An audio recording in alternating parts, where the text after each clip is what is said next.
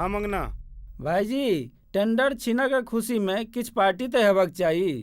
अरे तो पार्टी तो हेतै तो व्यवस्था धरबही ने। भाईजी हम सब एकटा हाँ मघैया के टोली के रोक के रखने छी। अच्छा नाच गाँव में मस्त छै, जल्दी आओ ना। अच्छा ठीक छै, तू सब व्यवस्था कर, हम अखने तैयार भ क अबै छी।